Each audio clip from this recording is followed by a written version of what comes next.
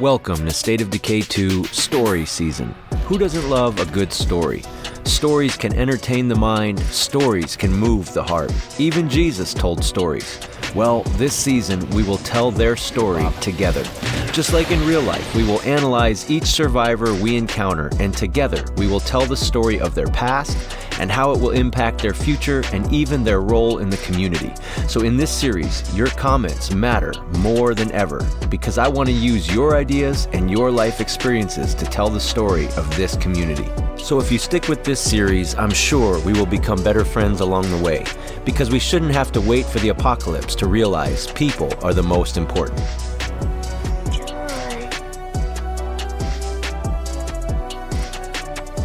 Today's episode starts as Izzy's getting ready to go on a mission. She hears something terrible at the gate. Multiple juggernauts, a screamer. Goes back for explosives. No explosives to be found. Busts through the door. This blood plague is bullshit, man. Oh no. Is that Eric talking about blood plague? Someone must have blood plague. Who has blood plague? The juggernauts are pounding on somebody. Who's out there? Who is it? Oh no. Sush has 39 seconds to live. Our leader and our hero, our favorite. It's okay, she can make it back in the... This one hurts. Bad. But there's no time right now. This could be a community wipe.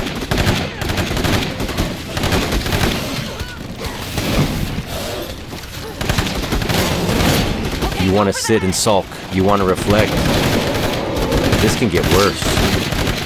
2 juggernauts, at least 1 feral, a couple more ferals and a bloater can end this community right now. 1 jug down. Who's that Han Solo over there getting in the fight? Everyone getting in the fight. Alright, looks like it's under control.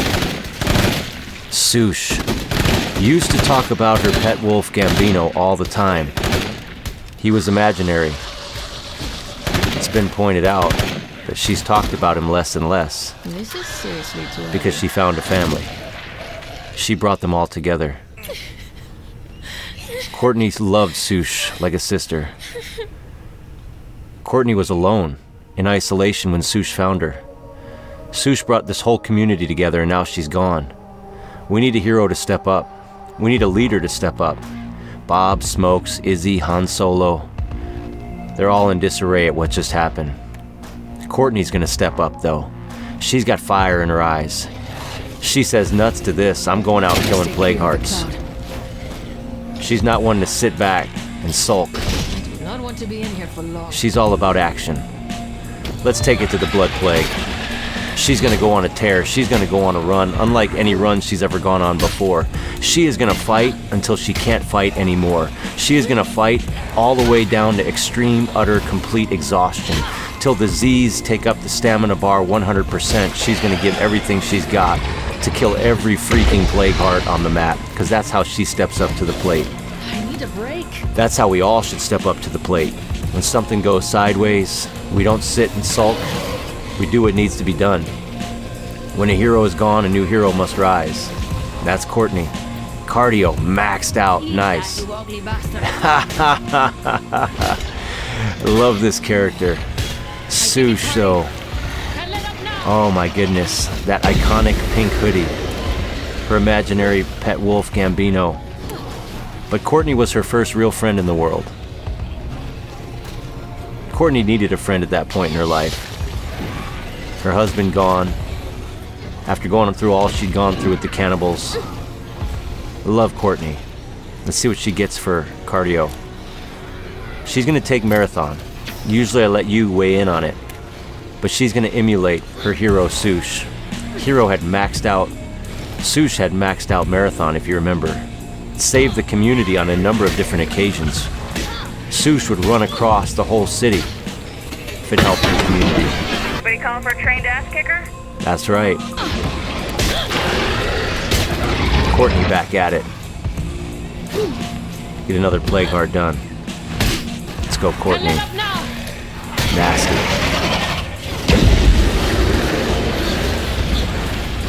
Let's take a drink, get back in the fight.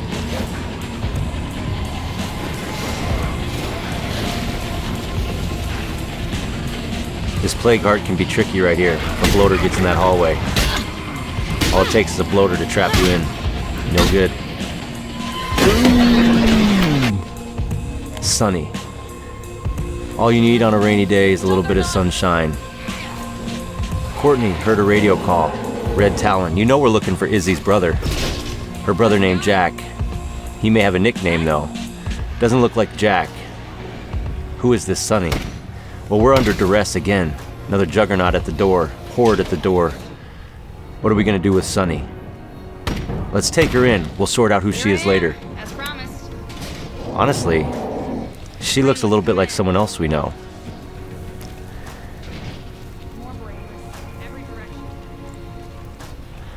If you see her picture in the upper right corner, Sunny is clearly not Izzy's brother Jack.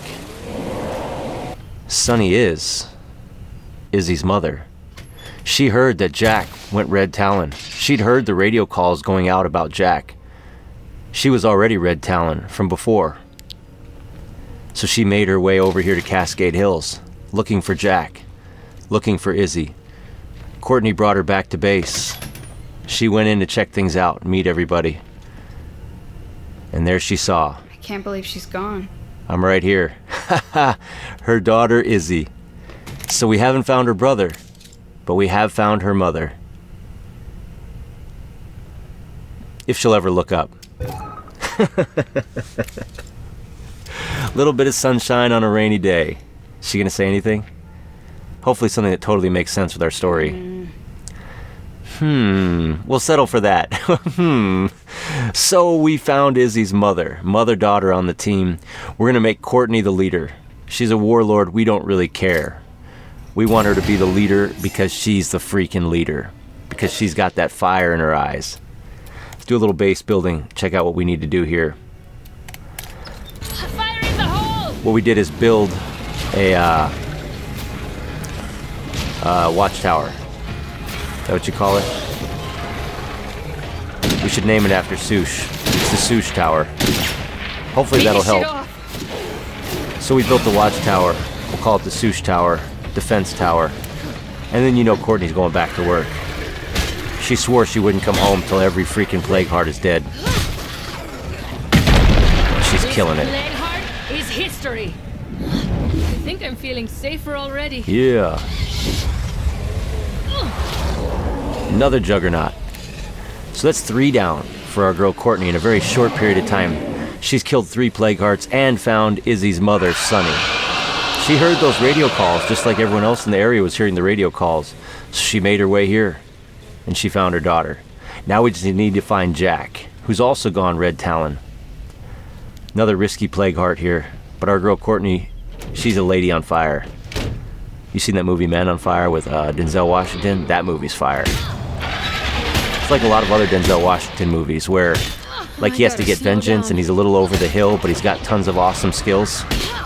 It's like every Denzel Washington movie. Equalizer. Equalizer 2. Oh yeah, let's do another one. Equalizer 3. Our guy Denzel. Dude, he's a classy dude, I think. Good fella. Aim for the head. What's your favorite Denzel Washington movie in the comments? We'll read them out next episode. While we're watching Courtney on fire, I should mention I am running a youth camp this week. I'm not home. This may be the only story mode episode this week. I hope not. But I gotta record this ahead of time, so I'm not able to read your comments because you haven't made those comments yet on the previous video. If that doesn't make sense, it's not worth explaining. Almost out of that. Alright, that's where she drank a drink and got back to work. Remember earlier I'm like, alright, drink your drink, get back to work, because I thought that's where it happened, but it happened here. Dude, what do you guys think of Courtney, man? She's stepping up to be the hero. What do you think of Sunny? Now was it really so hard? I think I'm feeling safer already.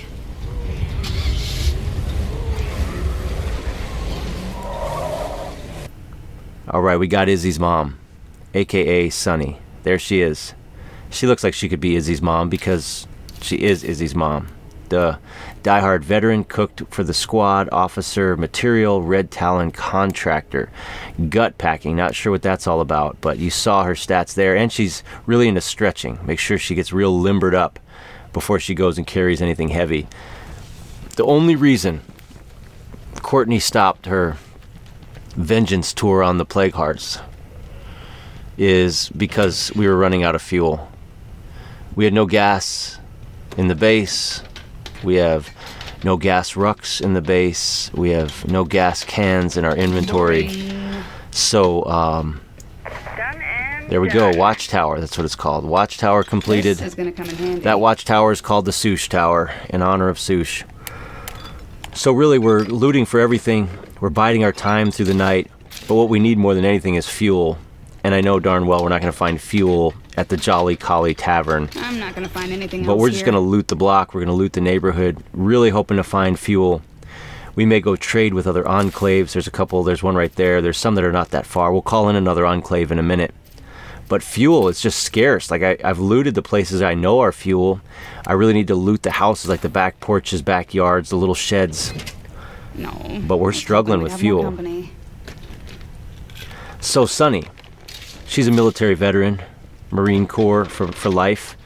And when the world turned upside down, while Izzy and Izzy's brother Jack were out camping in Flagstaff, Arizona, she obviously was I'm home. gonna need a lighter load soon. So she just never heard from them again. And so with her military background, when Red Talon rose up in the apocalypse, she joined Red Talon. Remember that guy Where? Pratt? We met a Red Talon named Pratt. Sonny knows Pratt.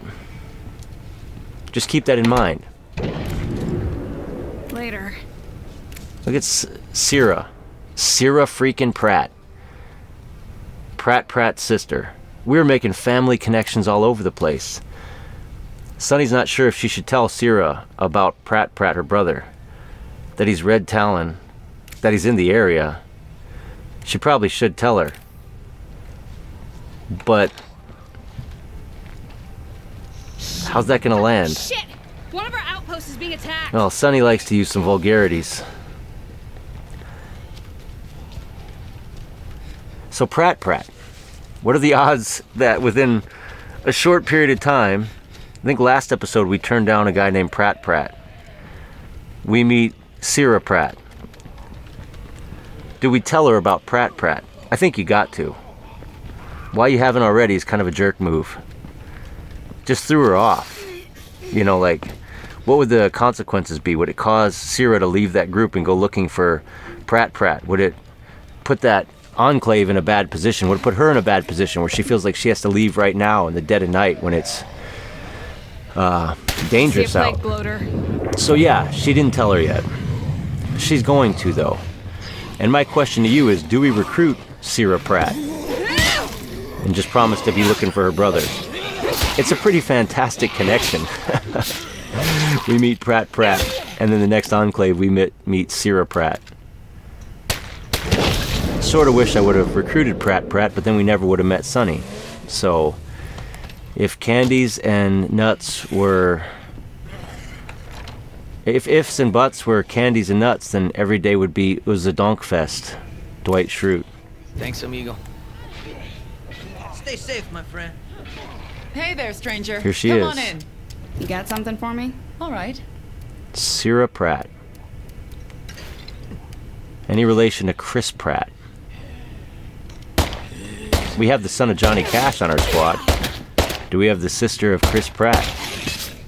Kind of think What's so. going on, hun? Yeah, that's her, look. That's her. Good cardio. Cardio's the easiest to level up anyway. Got something to tell you, Syrah. You were so close, but so far. He was right here. Still out of gas. Looted the rest of the night. Found no gas. The gas that's in the Impaler right now is the last of the gas we have in the whole community. Couldn't find any. So Sonny comes home after a full night of looting. Got a lot of stuff. As you can see, this is some of it. Our guy, Smokes, has to have a conversation. Listen to him. Just standing up tires him out. Courtney's the leader, but we need a traitor leader. Smokes is gonna tell her. How's it going? What do you think about letting somebody else run this place for a while? I'm no quitter. But if you're suggesting it, I guess it's a good idea. Dude, what an attitude. What a girl. You never know what they're gonna say. Like, oh, well, F you then, or something stupid. But she's the ultimate team player. And Smokes is gonna select the next leader. Himself. Smokes is our next leader, and we're gonna build a trading post because we're having so much trouble finding fuel. We want to go on a tear and just crush the lethal zone for what's happened here. I think we're closing in on 17 or 18 plague hearts killed, not 100% sure. We'll check it in a minute. We're just past halfway, but we can go on a tear and get 5 or 6 in a day. Build that trade depot. Let's bring some people together. And until that trade depot is complete, no one's going anywhere. We're just going to sit here, waste the day. It's a beautiful day. But you know Han Solo's going to have a problem with that. She does not follow the rules. She says, we're not going to waste this day. If all we need is a car so that Courtney can get back to killing plague hearts. I know there's talks of Indiana Bob getting out and killing some plague hearts because he's got Powerhouse. They're both angry. She says, all we need is a car. I'll Han Solo this thing and get out and get a car. So, against all orders and without telling anyone, like Han Solo usually does, she's running out into the wild to do what needs to be done. That's who she is. She worked at that Bronto gas station. She's still wearing the shirt, the hat, the jacket.